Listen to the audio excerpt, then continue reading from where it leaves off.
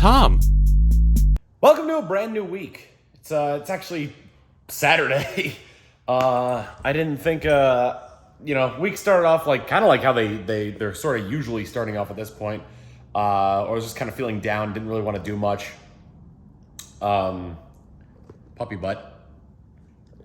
His warts are getting a lot better. It's still kind of stuck in this final phase where it's they haven't quite fallen out yet or receded or whatever. But the boy's doing well, and that's what's important. He really wants every chance he gets. He wants to play with the hose or go to the or play with the vacuum. And since he heard me say that, he's all perked up about it. I didn't think much was really happening this week, to be honest. Aside from a few streams, I played VR golf with John Popsky and Motion Dan, and started doing some back end stuff, switching over the alert system. Working on a website, a new storefront / website, and getting new merch ready for that. And I was like, you know what, this isn't and some of this probably is vlog worthy, especially the new merch and whatnot. But this morning kind of changed my perception on how dull this week was. Because, okay, so let's say for the past week or so, I've been staying up super late. I've been doing it a lot. And when I'm trying to go to sleep, occasionally, outside, I'll hear a car drive by and I'll hear these pops. And, I don't want to think the worst and then it's gunfire. But, so I'm thinking to myself, okay, cars driving out late at night, they're probably backfiring or something like that when they're shifting gears or something along those lines. I think I figured out what all of those pops actually were. Somebody driving around this neighborhood, I think, has been throwing fireworks. And either they've been storing them somewhere or they've been trying to get rid of them in a specific way. Because last night in particular, car drives by, I get two pops. I'm thinking, must be that backfiring car again. And then 5 minutes later, I hear sirens, and I'm thinking, okay, they're just driving by. But then I see the lights continue to flash outside my window, and I'm like, all right, something's wrong. I look outside, and there's this big plume of fire coming from down the street, and I'm just well, okay, that ain't good. Maybe this business or something caught on fire. But then I hear more pops. And I see flashes of light coming from the fire. Somebody, I think, chucked a buttload of fireworks at this building and lit it on fire. So that was pretty intense. I couldn't really get to sleep after that. Part of me, considering, I don't know how big the fire was, but there were plenty of fire trucks there by the time it had gotten as big as it was, which was pretty big. It was over the tree line. I was kind of just watching this for a little while, and then as the flashes of fireworks went down and the fire started going down, all right, I'm going back to bed. If for whatever reason the fire becomes out of control, they'll probably knock on the door, tell us to evacuate, whatever. And that was pretty much the end of it. But for a good 3 hours after that, this is at 3 a.m. too. For a good 3 hours after that, there were just the sirens there and everyone making sure the fire's out and probably trying to gather evidence on this, see what was going on. But it was just so wild to be consistently hearing these pops overnight, and then apparently it's somebody setting off fireworks. Because the sound of the pops was very similar every single night. And like I said, they're either trying to store them or get rid of them, and they ended up hitting lighting this building on fire, whether on purpose or by accident, I don't know. Maybe someone was doing it for the insurance money. There's a construction site right next to the building that caught on fire. So I was thinking that maybe they did that. They thought the construction site would be a safe place to store it and just missed. I don't know how they would have caught on fire after that, but if it was, because the quantity of the explosions of the fireworks leads me to believe that they were trying to store it. But the fact that they caught on fire in the first place leads me to believe that this was arson. So and mind you, this was really close. So yeah, just hopefully, I have no idea if it was like targeted or just a random act of violence. So hey, we're gonna have to kind of see on that one. Anyway, today I'm playing Satisfactory with Brett and Sci-Fry. So that should be a lot of fun. I was gonna go to the gym today, but I think I woke up too late for it because it is 2 p.m. right now. Like I said, I've been staying up real late, and the fire happening didn't help at all. And I'm playing Satisfactory at 4. I think I've kind of gotten into a groove with what I want to do for my workout routine, and that is, aside from taking him for several walks. Hi, bud. God, he is so cute, isn't he? Tell him he's whining because you're not telling him he's cute. He's actually whining because he probably wants to go outside again. Yep. That's the face of a whiner. Whoops. Weird. Anyway, hopefully it's still recording. It is. But I think I've gotten a good rhythm in for my workout routine in that I think I could probably start going more often because the shin splints are still there. But I've discovered alternative methods of cardio, specifically the bike, like the stationary bike. I don't know what you actually call that. The exercise bikes that they have there. So I'm thinking on arm days I'll run, and then on leg days I'll do the bike. Just so on leg days I'm not overloading my legs, and I'm not getting those horrific shin splints. But if that's the case, I'll probably move back to my 3-day cycle with going to the gym, where it would be every time I go to the gym it would be cardio and abs. But so aside from that, it would cycle arms, legs, rest. So 3rd day I just wouldn't go to the gym at all, and that's how I did it when I first moved here. When those old vlogs where you'd see me in the parking lot of the gym, covered in sweat and proclaiming how I was finally able to run 3 miles in under 30 minutes and all that, which I've gotten back into doing now. Back then as well, that was the first time I was actually able to run that distance in that amount of time. Or really at all, because in my 27 years of life before then, I had never gone to the gym, ever. I had worked out before, but I had never been into running. I hated running when I was younger. It was just like there was nothing really occupying me, so I was just focused on the running. It was boring. It was miserable. It basically just felt like work. But learn to cope. Modern technology has helped a lot with that, with headphones and mobile devices, MP3 players, things along those lines.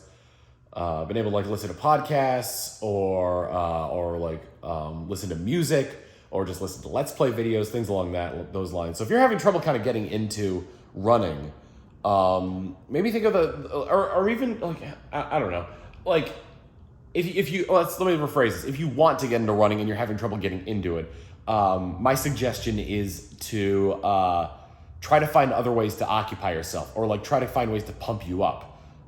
Because a good running tempo music, not high tempo, mind you, a good running tempo, probably be around 120 beats per minute. I don't know. It depends on how long your stride is, and how many steps you're taking. Because if you can match your steps with the rhythm of the song, and it's a song that motivates you, that drives you, then it'll make running a lot easier. I find that for me in particular, when I'm listening to music, and a song kicks in that a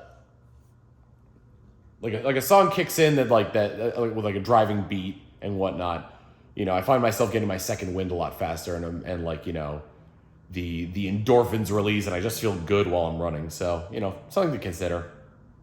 What was something else? Oh, I also streamed Xenoblade Chronicles Future Connected with Emil. I believe it was on Tuesday. That was so fun. Hey, bud. Oh, you got itchy eyes, buddy. I think he has allergies. Either that or he's got water in his eyes from playing with the hose. Because you love that hose, buddy. Oh, your eyes are a little red. I'm gonna have to do something about that. Anyway, I've got to get ready for the day. I don't know what I'm gonna eat today. It is Sunday. I'm not gonna fudge it. Today was kind of rough. Pretty much, last night, I probably fell asleep around like 4 in the morning. Then woke up at 9 and was like, I could use more sleep. Went back to sleep, woke up at 2 and felt like hot garbage. The hottest of garbage you could possibly feel. Like, I also have to clean up here. I'll do it tomorrow. It's 1 in the morning right now and I'm very tired. So today I didn't really do much. I mainly just got a bunch of back-end stuff done, uploaded videos, compiled the tomfoolery highlights for last week, and now I'm recording the end of this.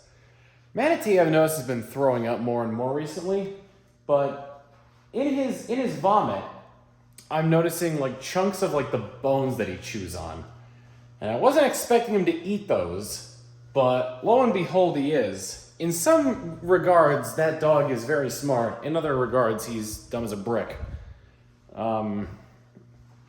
So, you know, hopefully when he's chewing on stuff, he doesn't chew it like to hell and back. But yeah, overall today wasn't all that great. So just gonna try to go to bed and hope you know, tomorrow and, you know, for in that case, the next week is also better.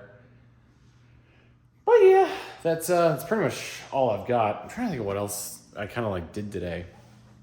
I really got nothing. Tomorrow, my buddy John Reisinger, is supposed to come over because he's wanted to meet Manatee for the longest time. So finally give him the opportunity to do so. This dog right here. In terms of him throwing up, though, you know, I just gotta make sure I pay attention to him when he's chewing on those bones that he likes, because I think they're like a combination of like nylon and wood. And from what I've noticed at the park, he doesn't handle wood that well. And I also wasn't expecting him to just swallow pieces of the bone. So maybe I should just switch to Nylabone instead and see if the nylon will be better for his tum-tum than the wood portion of it. Because, you know, just based on what I've seen at the park, when he eats the wood there, following morning or like a couple days later, he just vomits and all the wood chunks are just there in his vomit. I'm also noticing that he's itching a lot more. If push comes to shove, which I don't think it will. I mean, we've more or less established that he has allergies, at least according to the vet from last year when he had those infections.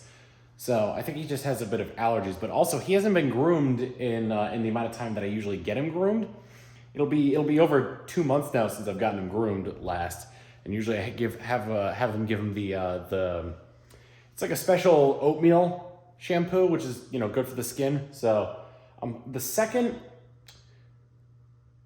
not going to happen. Like, it probably won't happen like the day of his papillomas going away. But the second I see that last papilloma, he's only got the one on his lip now. The second I see that last papilloma go, I'm going to schedule a grooming appointment for him. And, you know, depending on when that is, the day before, probably take him to the park. So we'll see on that. Hopefully that day is soon, because it's like, you know, it's down to just like one of them that's like split off into like a couple of like smaller ones. So hopefully it'll just fall out or get reabsorbed, one of the two, and then he'll be able to go back to his normal life, because, you know, he loves other dogs. I take him for walks, and every time we see another dog, he's like, I have to go say hi to them. So like he's just had no social life so far, and I feel really bad for the guy, but also he's kind of been being a jerk in that time as well.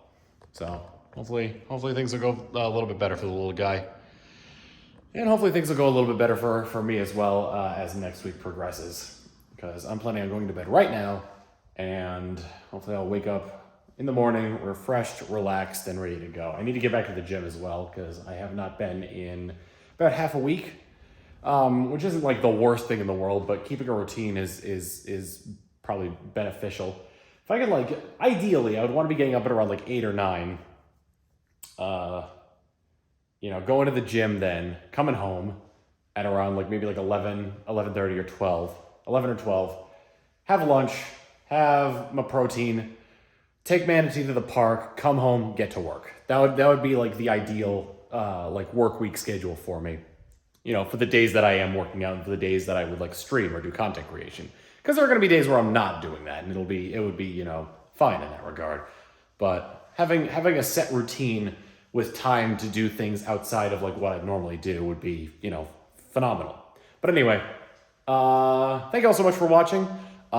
This week has kind of been mixed, kind of meh.